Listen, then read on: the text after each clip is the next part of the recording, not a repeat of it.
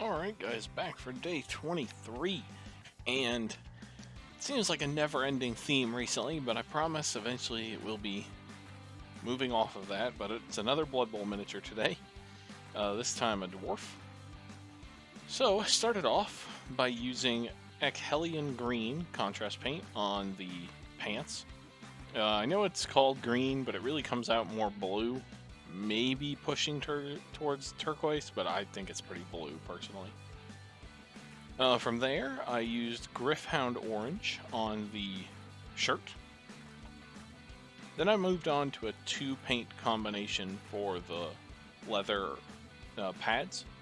So first I laid down Gore-Grunta Fur, and then over top of that I used Wildwood Contrast. The Gore-Grunta contrast underneath sort of gives the Wildwood a reddish kind of feel instead of just straight brown. And then moving on, as you can see, just Wildwood was used on his shoes, and so that's the difference there between his pads and his shoes. So then I used some Skeleton Horde for his beard and his hair, Guilliman Flesh for his skin, straight Gore-Grunta Fur for the ball. Then I moved on to some details for his sort of metal plates on his pads as well as his kneecaps. I used Grey Knight Steel. I also used this for the belt buckle and his cleat spikes. From there, I moved on to do some highlighting. So his pants I highlighted in Baharoth Blue. His shirt I highlighted in Fire Dragon Bright. The ball laces, as well as the laces in his pants, I used Screaming Skull for. The rocks on the base I did in Dawnstone. Then over top all the silver and his pads, I used Nuln Oil just to flatten them out a little bit. Then I moved on to his number on his back, and this is the water transfers that come with the Blood Bowl teams.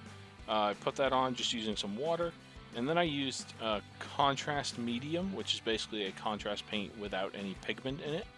I just lay that over top of it for two reasons. One, it helps the transfer stay on, it won't chip off or peel up or anything like that. But also, once a water transfer dries, it's often very shiny, and the contrast medium dulls that down and gives it the more satin finish of the other contrast paint, so the number doesn't look out of place.